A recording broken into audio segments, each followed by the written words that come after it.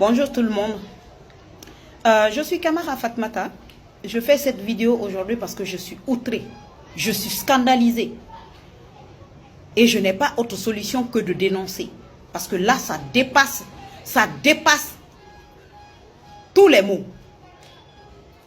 Je suis victime d'une injustice au niveau du tribunal. Elle est privée du domaine qu'elle a pourtant acquis légalement, avec tous les documents légaux à l'appui. Faits divers. L'attestation de reconnaissance de droit de propriété, le titre foncier et d'autres documents obtenus dans le cadre de cet achat en font foi. L'affaire qui remontait en novembre 2011 est aujourd'hui pendante devant le tribunal de Kwaya. Madame Kamara a acheté le domaine à 600 millions de francs guinéens. Situé à Bintoureya, le domaine appartenant à la famille Kaba concerne les parcelles 9, 10, 11, 12, 13, 14, 15, 16, 17 du lot 47 de Bintoureya Sud.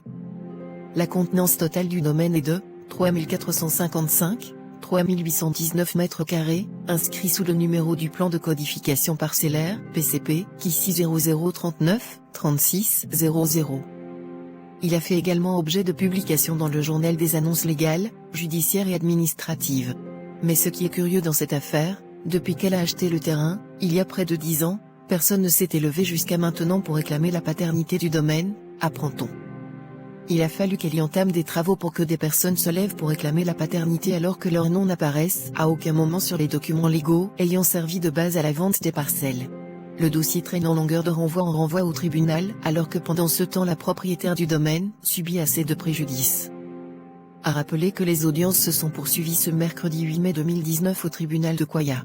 Regardez. Tribunal de première instance de Kwaya, dans un conflit domanial.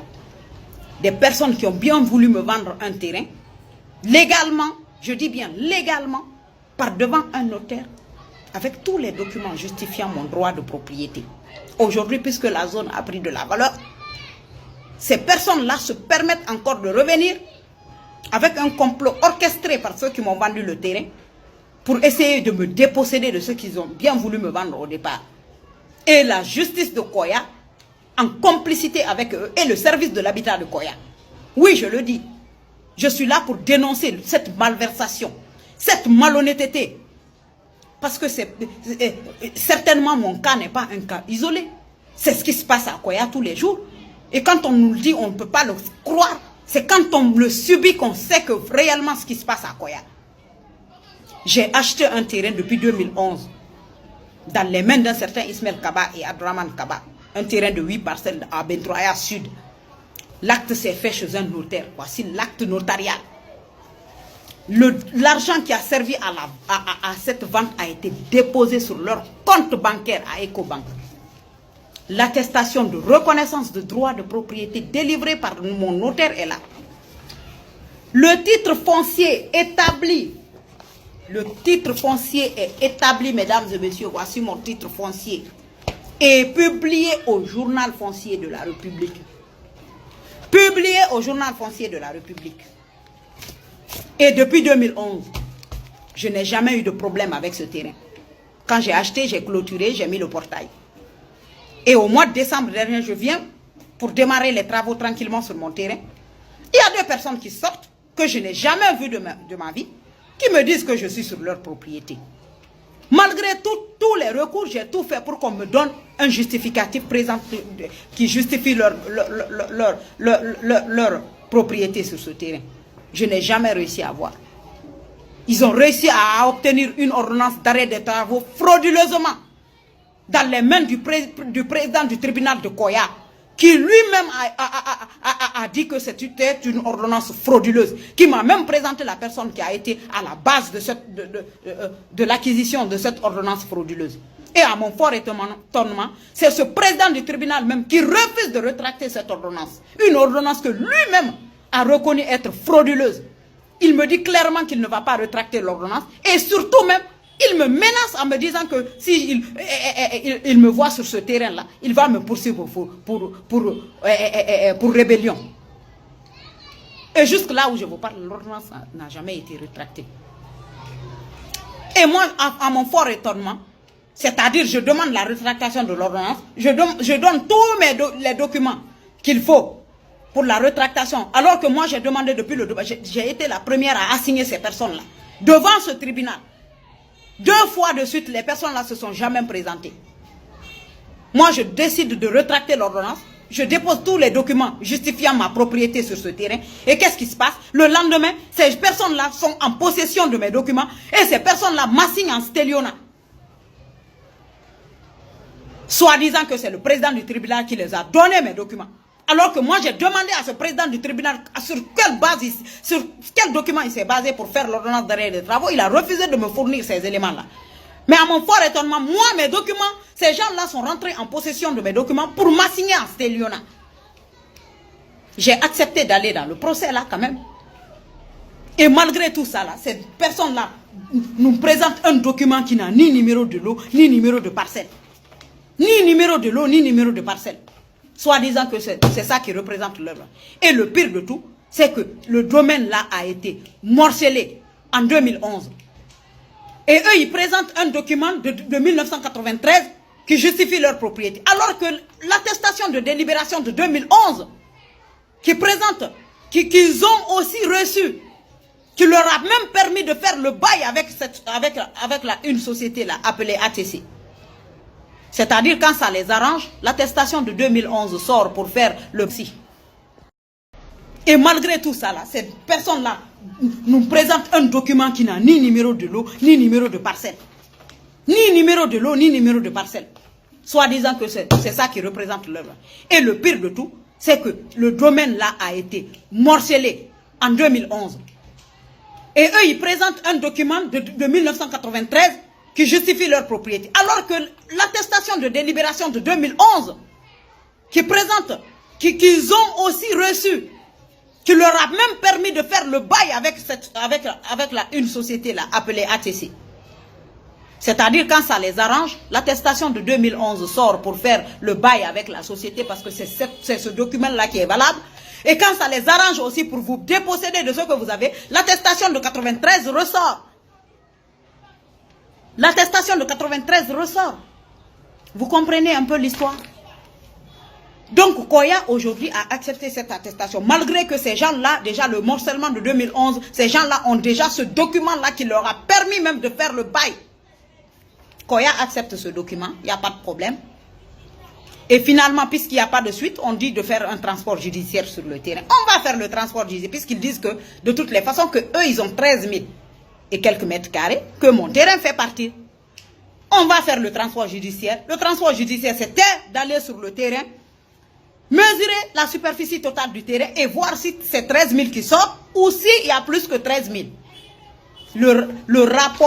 Ce rapport-là est plus littéraire que technique. Toutes les mesures qui ont été faites sur le terrain n'ont jamais été mentionnées dans ce rapport-là.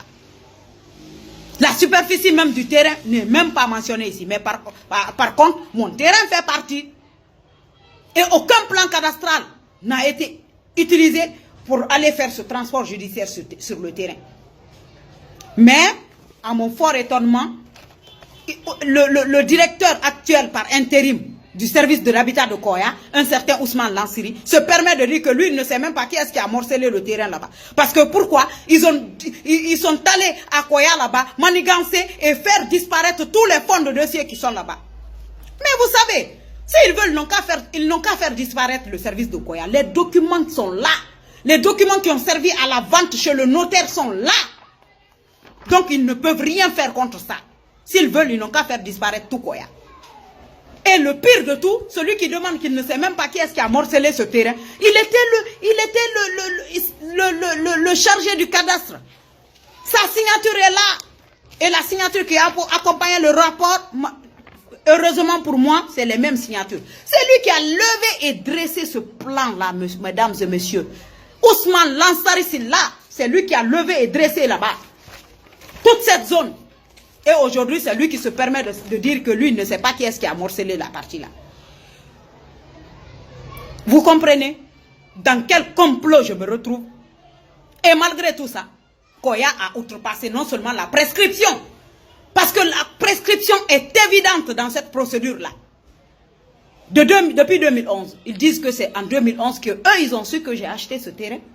Et de 2011 jusqu'en 2019, personne ne s'est prononcé. Personne ne m'a empêché de faire la clôture. Personne n'a empêché ma famille de venir nettoyer le terrain. Et aujourd'hui, je viens pour démarrer les travaux. Aujourd'hui, il y a des personnes qui sortent. Parce que j'ai vu la société qui est juste à côté, qui a besoin d'espace, qui a même mis ses cuves dehors parce qu'il n'a plus d'espace. Donc maintenant, puisque je suis une femme, on vient maintenant, on vient se cambrer devant moi pour me déposséder. Ça ne peut pas marcher. Ça ne marchera pas. Donc je suis là pour dénoncer, pour dire qu'à Koya, il se passe des choses. C'est ignoble. Que le tribunal de Koya, il n'y a que des malhonnêtes là-bas. À commencer par le président du tribunal de Koya. C'est moi qui le dis. Le président du tribunal de Koya est un malhonnête. Le juge qui a jugé ce dossier est un malhonnête. La substitut du procureur, plus le procureur, c'est des malhonnêtes. C'est moi qui le dis. Et je suis prête à aller où vous voulez. Je suis prête à aller où vous voulez. Parce que les preuves sont palpables. Les preuves sont palpables ici. Personne ne peut ignorer ça. Donc moi je vais dénoncer. Je vais vous dénoncer. Et puis je vais écrire au Conseil supérieur de la magistrature. Je ne vais pas me laisser faire. Je veux que cette vidéo soit partagée. Que tout le monde sache à Koya, au tribunal de Koya, il n'y a que des malhonnêtes là-bas. Les preuves sont palpables ici. Personne ne peut ignorer ça. Donc moi je vais dénoncer. Je vais vous dénoncer. Et puis je vais écrire au Conseil supérieur de la magistrature. Je ne vais pas me laisser faire.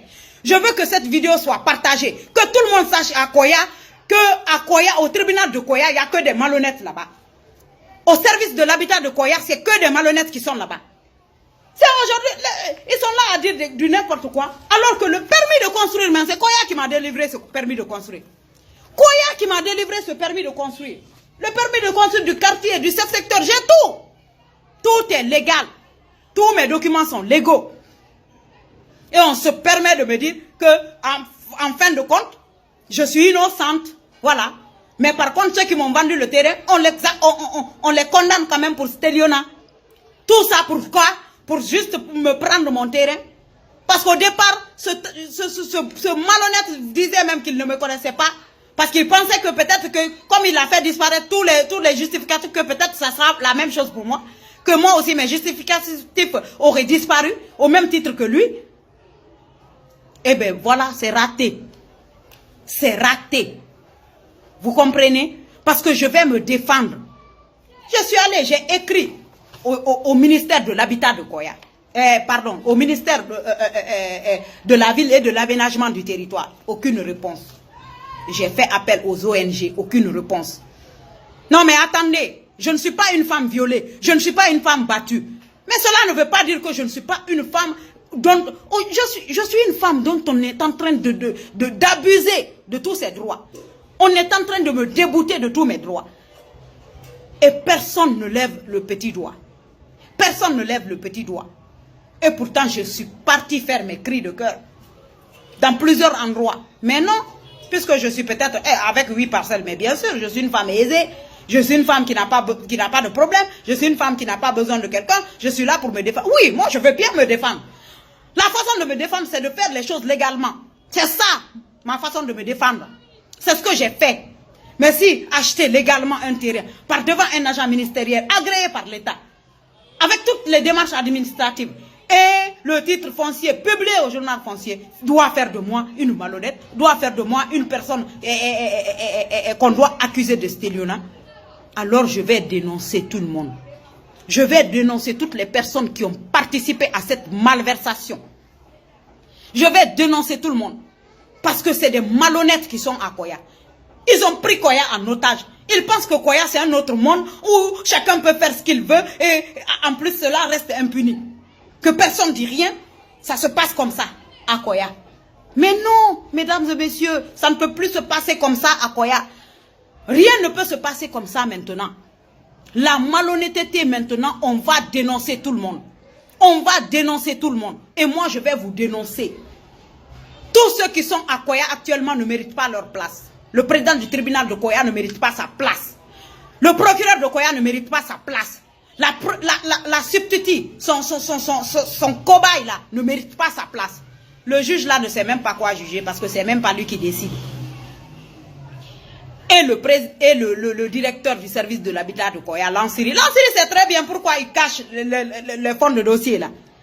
Et c'est pourquoi il cache les fonds de dossier. Parce que lui, c'est lui qui a levé et dressé le plan de cette zone. Donc s'il est dans cette malhonnêteté, il faut bien qu'il fasse disparaître les dossiers pour qu'on dise qu'on n'a pas trouvé les dossiers. Mais oui, bien sûr. Qui est fou? Qui est fou? Mais malheureusement pour lui, nous on a les justificatifs qui sont là. Sa signature est là, il ne peut même pas le nier. Parce que moi, mon plan a été établi par un agent, un géomètre agréé par l'État. Il n'avait même pas vu les plans. Il m'a dit c'est Lansari. Et il ne peut même pas nier parce que tous, entre nous, on connaît nos signatures. Donc Lansari ne peut même pas nier que ce n'est pas lui qui a fait ça. C'est lui qui a fait ça. Donc cette malhonnêteté-là, vous avez l'habitude de faire cette malhonnêteté-là, là-bas, à Koya. Et puisque souvent, les citoyens guinéens sont dénués, sont privés de leurs droits et ne savent pas quoi faire. Et à chaque fois, c'est la même chose, puisque souvent, c'est des populations, c'est des citoyens qui ne sont pas lettrés. Alors, on fait du n'importe quoi. On leur prend des adultes sont privés de leurs droits et ne savent pas quoi faire. Et à chaque fois, c'est la même chose, puisque souvent, c'est des populations, c'est des citoyens qui ne sont pas lettrés. Alors, on fait du n'importe quoi. On leur prend